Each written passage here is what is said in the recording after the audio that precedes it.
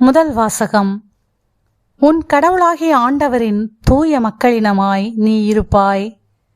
இணைச்சட்ட நூலிலிருந்து வாசகம். அதிகாரம் 26, இறை திருவசனங்கள் 16 முதல் 19 முடிய. மோசே மக்களை நோக்கி கூறியது: இந்த முறைமைகளையும் நியமங்களையும் நீ நிறைவேற்றுமாறு உன் கடவுளாகிய ஆண்டவர் இன்று உனக்கு கட்டளையிட்டுள்ளார். உன் முழு இதயத்தோடும் முழு உள்ளத்தோடும் அவற்றை நிறைவேற்றுவதில் கருத்தாயிரு. ஆண்டவரை உன் கடவுளாய் ஏற்பதாகவும் உனக்கு கடவுளாக இருப்பார் என்றும் அவருடைய வழிகளில் நடப்பதாகவும் அவருடைய நியமங்களையும் கட்டளைகளையும் முறைமைகளையும் கடைபிடிப்பதாகவும் அவர் குரலுக்கு செவி கொடுப்பதாகவும் இன்று நீ அவருக்கு வாக்களித்துள்ளாய். நீ அவருடைய கட்டளைகளை கடைபிடிப்பதில் கருத்தாயிருந்தால் அவர் கூறியபடியே நீ அவருக்கு சொந்தமான மக்களினமாய் இருப்பாய் என்றும் அவர் உருவாக்கிய எல்லா மக்களினங்களிலும் புகழிலும் பெயரிலும் மாட்சியிலும் உன்னையே உயர்த்துவார் என்றும் அதனால் உன் கடவுளாகிய ஆண்டவரின் தூய மக்களினமாய் நீ இருப்பாய் என்றும் ஆண்டவர் என்று உனக்கு வாக்களித்துள்ளார். ஆண்டவரின் அருள்வாக்கு. இறைவனுக்கு நன்றி. பதிலுரை பாடல். திருப்பாடல் 119. பல்லவி. ஆண்டவர் திருச்சட்டப்படி நடப்போர் பேறு பெற்றோர். ஆண்டவர் திருச்சட்டப்படி நடப்போர் பேறு பெற்றோர். மாசற்ற வழியில் நடப்போர் பேறு பெற்றோர். ஆண்டவர் திருச்சட்டப்படி நடப்போர் பேறு பெற்றோர். அவர் தந்த ஒழுங்குமுறைகளை கடைபிடிப்போர் பேறு பெற்றோர். முழு மனத்தோடு அவரை தேடுவோர் பேறு பெற்றோர். ஆண்டவர் திருச்சட்டப்படி நடப்போர் பேறு பெற்றோர். ஆண்டவரே, நீரும் நியமங்களே தந்தீர்.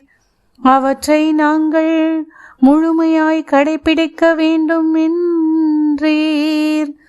உம்முடைய விதிமுறைகளை நான் கடைபிடிக்க என் நடத்தை உறுதியுள்ளதாயிருந்தால் எவ்வளவோ நலம்.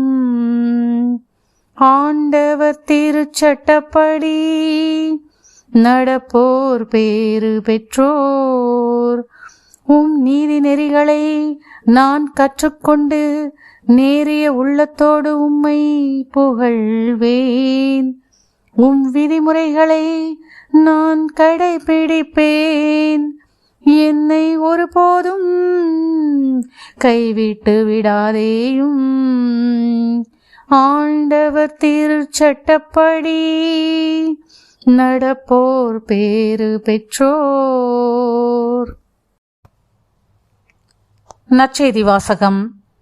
உங்கள் விண்ணக தந்தை நிறை உள்ளவராய் இருப்பது போல நீங்களும் நிறை உள்ளவர்களாயிருங்கள். மத்தேயு எழுதிய தூய நற்செய்தியிலிருந்து வாசகம். அதிகாரம் 5, இறை திருவசனங்கள் 43 முதல் 48 முடிய. இயேசு தம் சீடரை நோக்கி கூறியது: உனக்கு அடுத்திருப்பவரிடம் அன்பு கூர்வாயாக, பகைவரிடம் வெறுப்பு கொள்வாயாக என கூறியிருப்பதை கேட்டிருக்கிறீர்கள். ஆனால் நான் உங்களுக்கு சொல்கிறேன், உங்கள் பகைவரிடமும் அன்பு கூறுங்கள். உங்களை துன்புறுத்துவோருக்காக இறைவனிடம் வேண்டுங்கள்.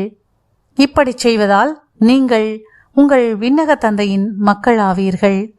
ஏனெனில் அவர் நல்லோர் மேலும் தீயோர் மேலும் தம் கதிரவனை உதித்தெழச் செய்கிறார்.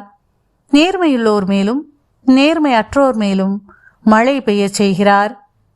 உங்களிடத்தில் அன்பு செலுத்துவோரிடமே நீங்கள் அன்பு செலுத்துவீர்களானால் உங்களுக்கு என்ன கைமாறு கிடைக்கும்? வரி தண்டுவோரும் இவ்வாறு செய்வதில்லையா? நீங்கள் உங்கள் சகோதர சகோதரிகளுக்கு மட்டும் வாழ்த்து கூறுவீர்களானால் நீங்கள் மற்றவருக்கும் மேலாக செய்து விடுவதென்ன? பிற இனத்தவரும் இவ்வாறு செய்வதில்லையா? ஆதலால் உங்கள் விண்ணக தந்தை நிறை உள்ளவராய் இருப்பது போல நீங்களும் நிறைவுள்ளவர்களாய் இருங்கள். ஆண்டவரின் அருள்வாக்கு. கிறிஸ்துவே உமக்கு புகழ்.